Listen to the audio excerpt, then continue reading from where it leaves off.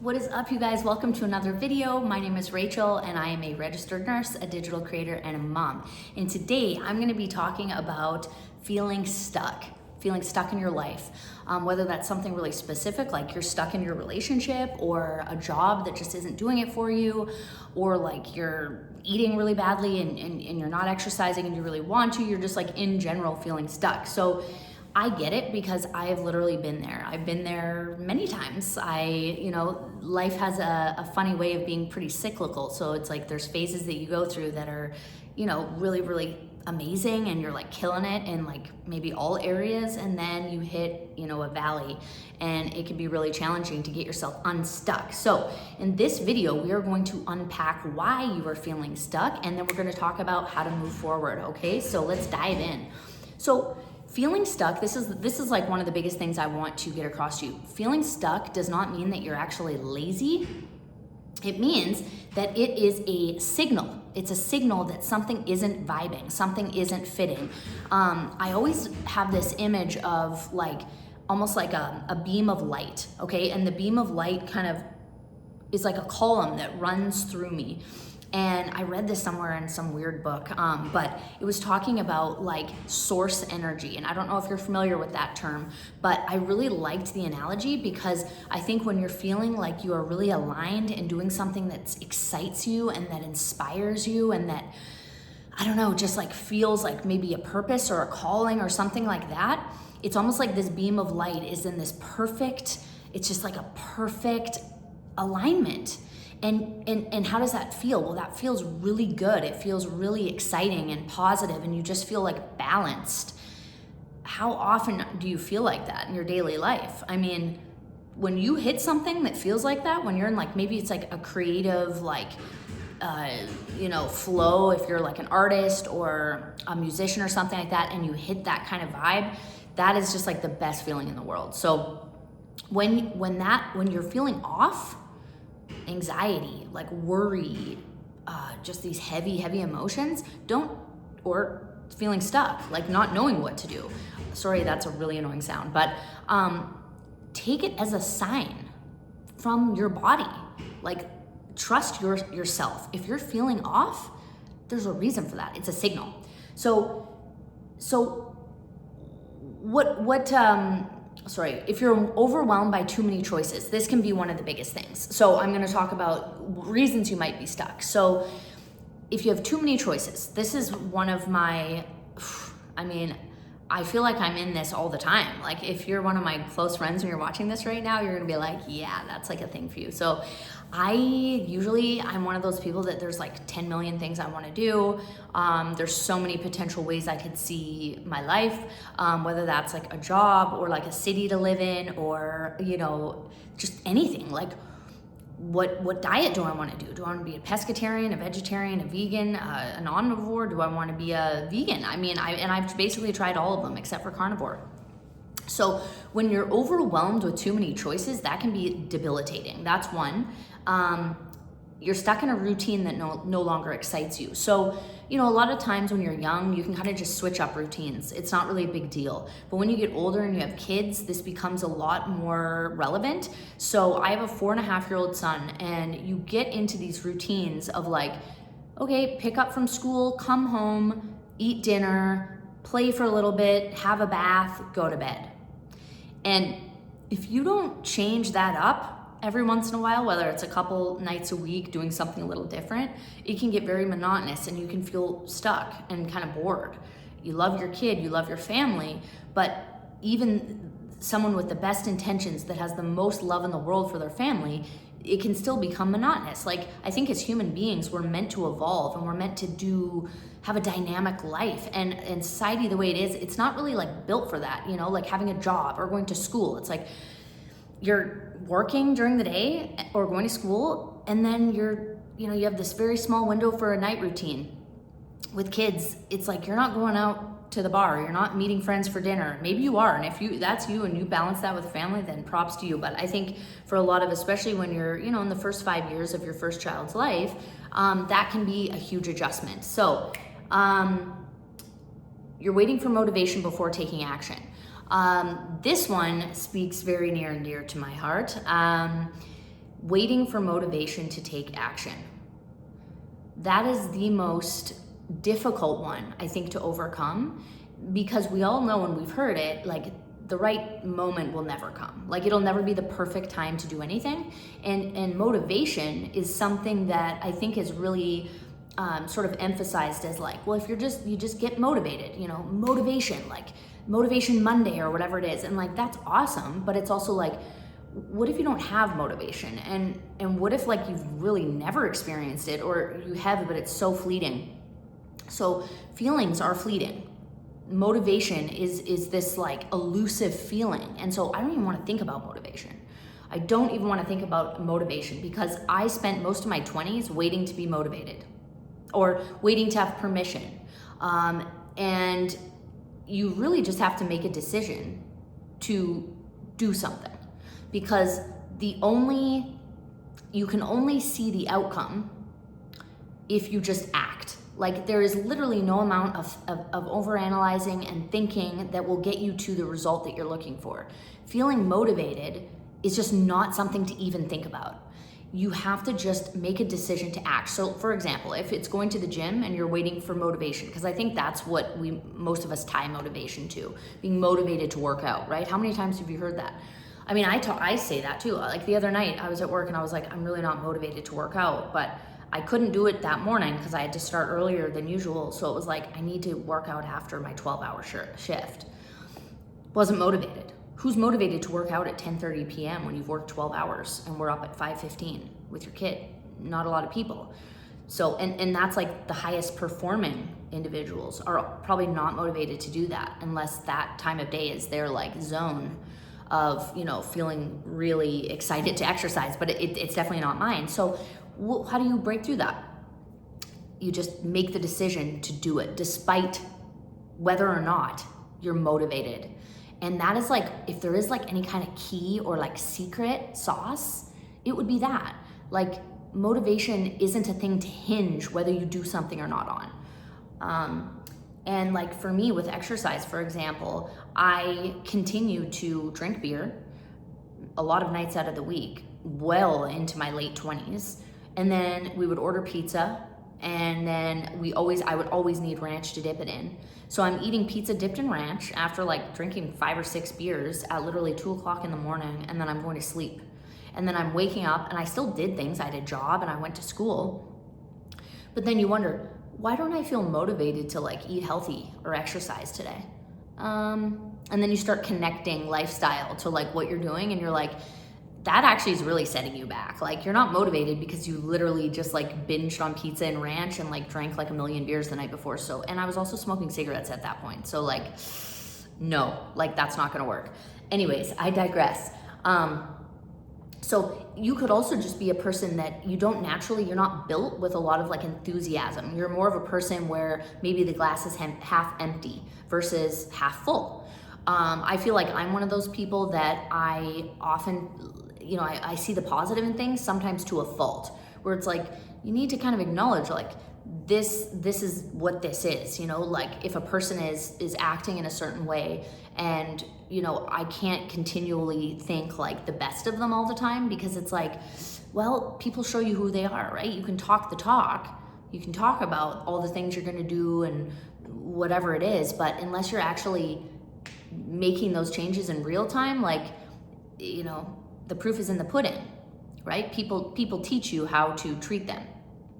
So anyways, the other thing would be if you compare your journey to other people. And this one is like, I mean, we all do this on social media, but if you find yourself, you're a person that's really doing a lot of doom scrolling late at night or on your break or whatever it is, I would honestly really encourage you, that's something you can literally change immediately. Like, you have control over your consumption of social media. It does not control you. And I know that it's hard to, I don't know, feel like that when you're kind of in the zone when you're doom scrolling, but it's really, really toxic to do that. Use social media as a tool. Like, you know, think about it as like a photo album. And we've all talked about or heard about this. Like, we've seen posts that are like, this is what it looked like edited, this is what the picture looks like unedited. And it's usually people's bodies. You know, you see the picture of the girl and she's looks like a rectangle, and then in the next picture she's got like these voluptuous Kim Kardashian, you know, curves, and you're like, weird, I totally thought that was your body, but I guess not. And then it's like we have the tendency to say, well, social media is all a lie, it's all bullshit, whatever. But the reality is it's just a highlight reel. So when you just come to terms with that, it's like an old school photo album. Your grandma wasn't printing photos of you like sobbing in the corner when you were a kid, or like you dropped your ice cream cone and grandma and grandpa were like, let's put that in the album. Like, no, that doesn't go in the album. That didn't mean sad moments didn't happen, like dropping your ice cream cone. I actually did that as an adult, and I feel like I actually cried. That was a really sad moment.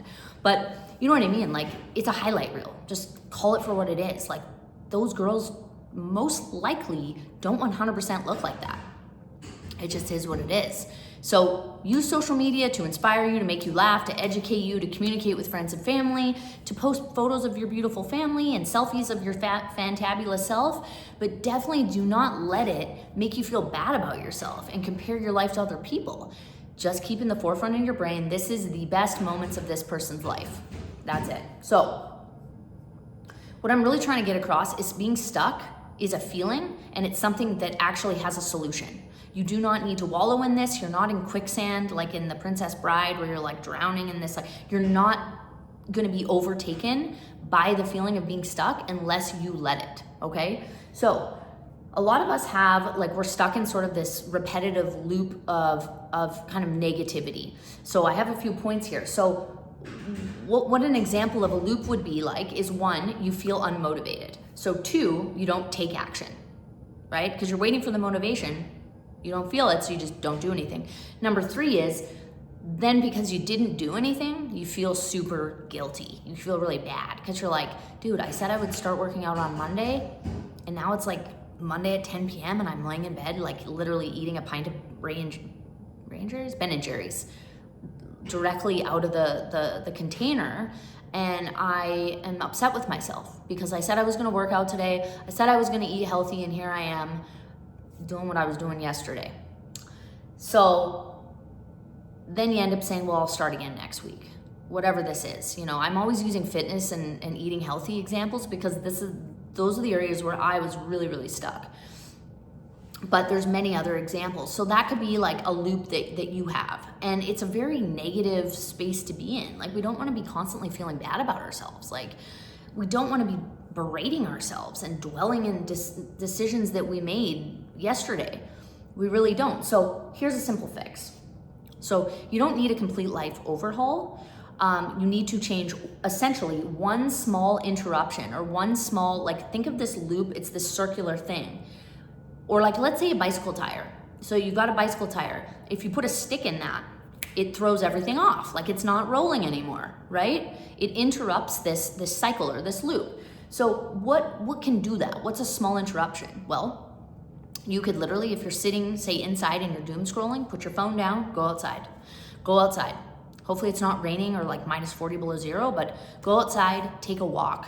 Focus on looking at the sky and the birds and the grass, and, you know, watching dogs walk by and like cute little squirrels, and like, there's so many beautiful things when you go outside and you look around and you say, wow, look at this amazing planet. I mean, it's amazing. If you just sit and watch animals interact, listen to the sound of the birds. Like, it's amazing. Right now, we're in Wisconsin, and I'm filming this at the end of April, and it's been raining for days and days and days, but the sun has come out today, and feeling the heat of the sun on my face, even just getting out of the car and coming into the house, it's like I just stopped for an extra moment, and I just closed my eyes, and I just really felt that warm sun on my face.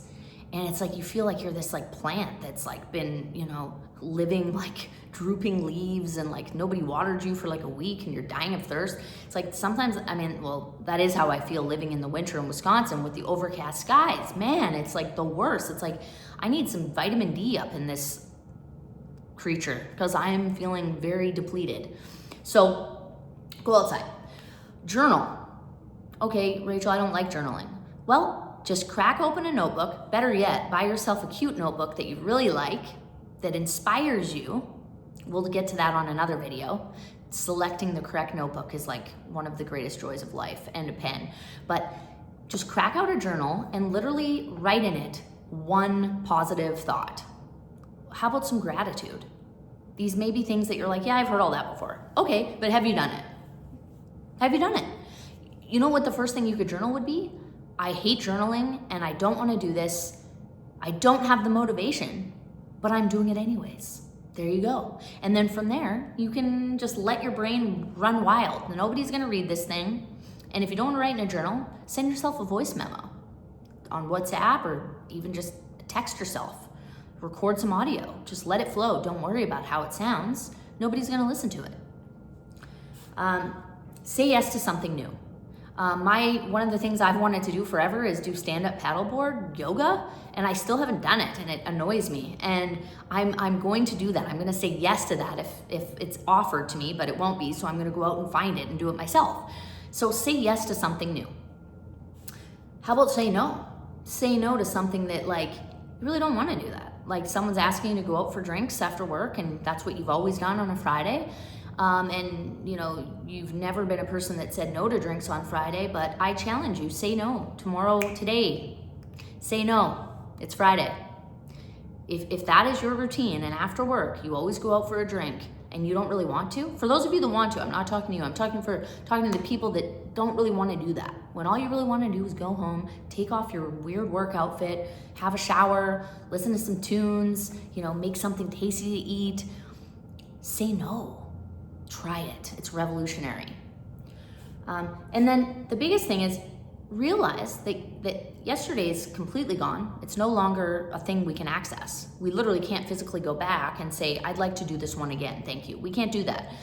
Literally today, right now, I'm filming this video. This is the only thing that exists right now. This is my life. This is my life right now. Tomorrow, I have no idea what's going to happen.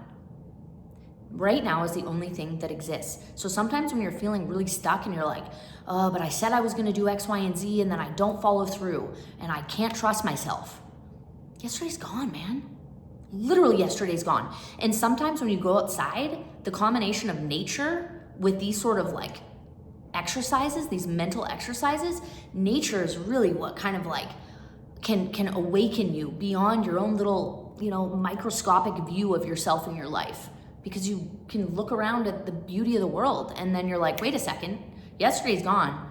I don't know if I'm gonna have this tomorrow, because anything can happen. Anything can happen. So making some small shifts, like going out for a 5-minute walk or journaling, I don't feel motivated to journal at all. These microscopic shifts, they interrupt this loop. And when you do this often, you start to form a new pattern. And hopefully it isn't a loop, hopefully it's more like a flowing river. So ask the right questions. This is a big one. Instead of being like, what's wrong with me? I'm like, I used to do this to myself all the time when I was younger, and I graduated high school. A lot of people went to university. A lot of people didn't. People took a year off to go traveling, and I did that. And then years and years and years went by, and I was still looking for what I wanted to do in school, waiting for the right time and the motivation to enroll myself, scared of committing, didn't really know what I wanted to do, you know? And I would ask myself, like, what's wrong with me? Like, I just, you know, other people, they've decided they want to do, you know, a business degree, or they want to go to school for dental hygiene or something. And here I am being like, well, I could do like 7,000 different things. And like, I'm kind of waiting for one thing to just like, almost like a butterfly of like, this is what it is. This is what you should do. And guess what? Life doesn't work that way. And that's a video in and of itself. So don't ask yourself what's wrong with me. Ask yourself, what is the thing that's heaviest right now? What is the thing that I'm struggling with the most right now? And how about what's one thing today that I can control? Just one.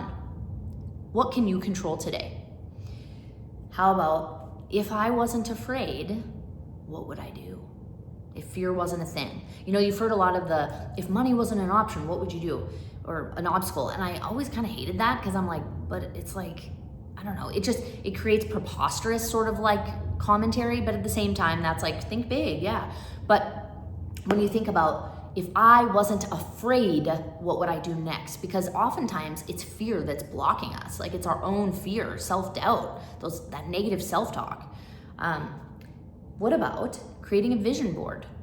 This may seem like, well, you know, I get out magazines or whatever. You don't necessarily have to do that. You can do this with Pinterest, you know, or you can even write like a kind of a vision map. So I do this a lot, and if I had a pen handy, I would show you guys, but I draw a circle, and then I put me, or draw a little stick figure, and then it's like a diagram.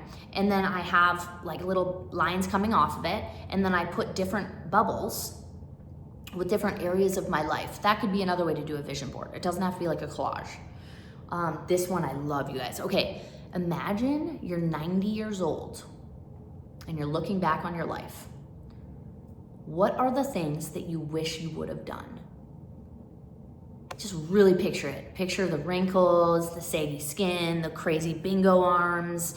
Envision the like jacked up hip, thinning hair, glaucoma, you know, whatever. Envision yourself being super old and looking back on your life.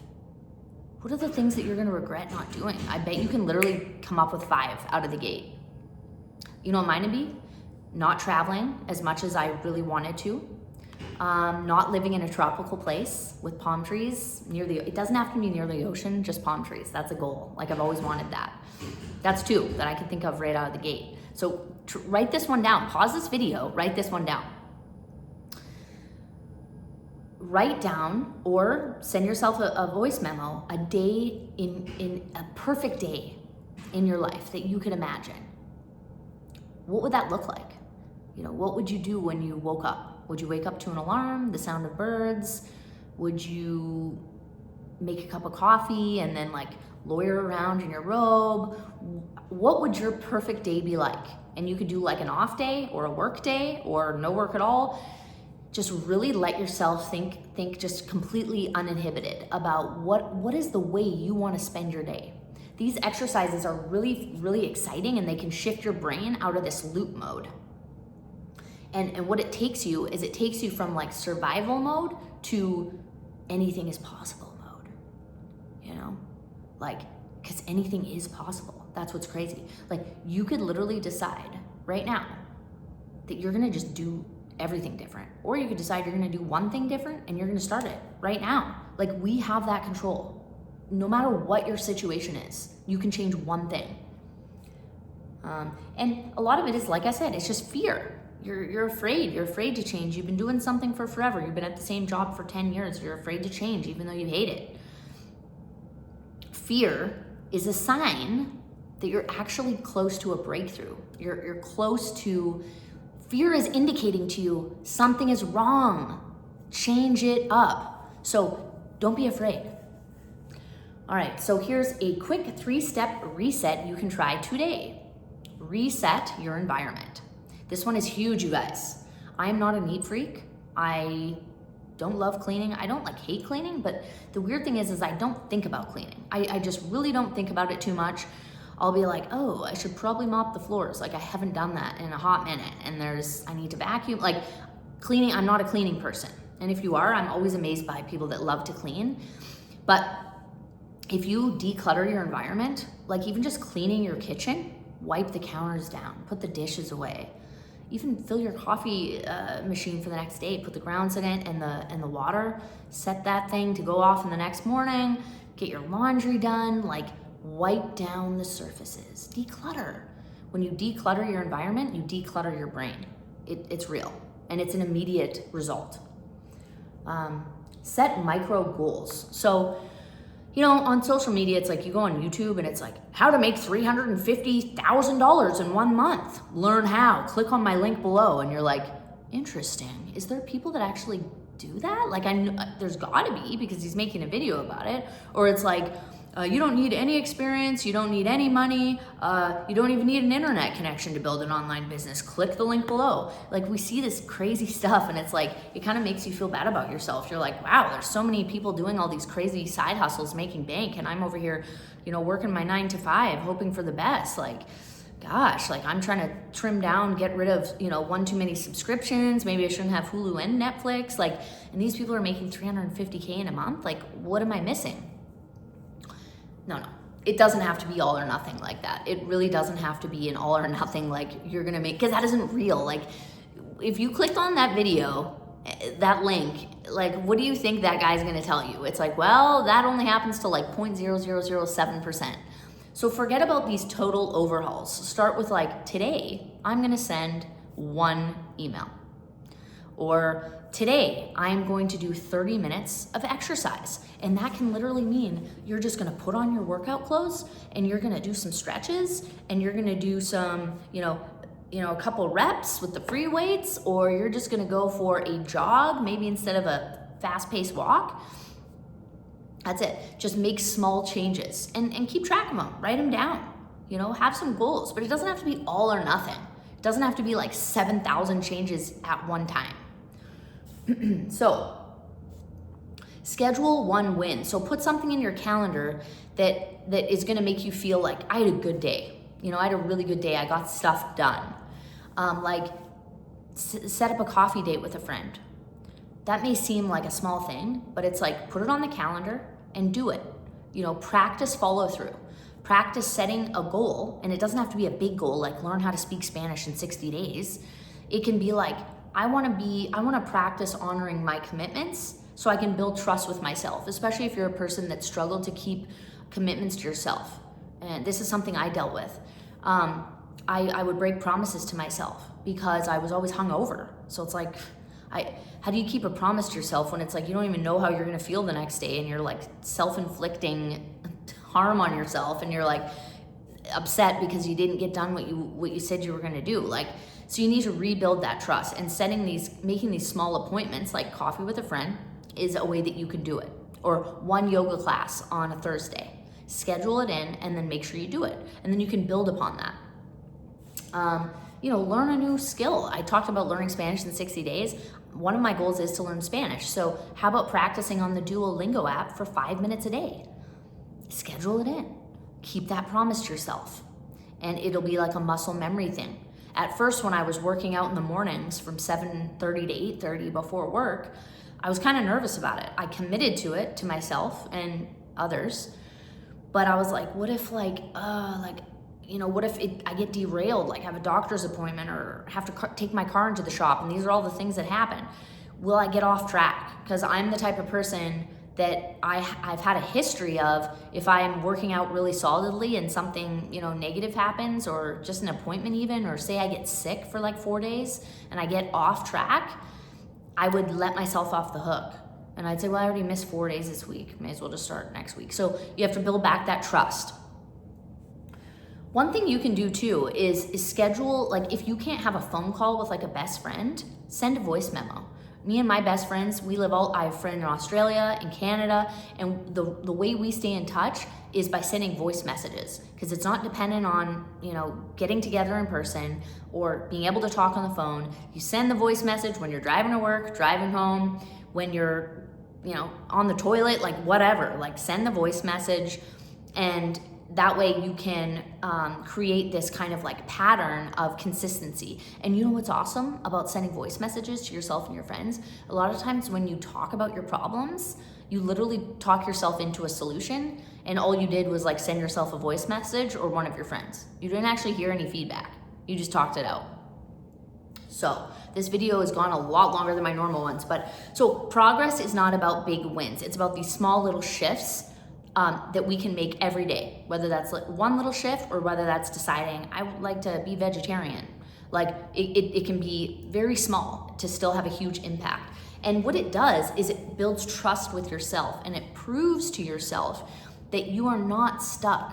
You don't have to identify with a person that is stuck and unmotivated and undisciplined. You don't have to identify with that. And if you have been identifying with that, literally let it go. That was yesterday. That's no longer who you are, legit. It's no longer who you are. Your body is completely regenerating cells, like red blood cells get regenerated. I don't know the exact how frequently, but it's very frequent. I should know this, but you are literally becoming anew all the time. All the time. It's amazing, you guys. So you're not failing, you're not a loser. You can do this. I believe in you. I hope this video inspired you. If you like this kind of content, let me know in the comments. I'll make more videos along this vein. So like and subscribe, and I'll see you guys in the next one. Bye.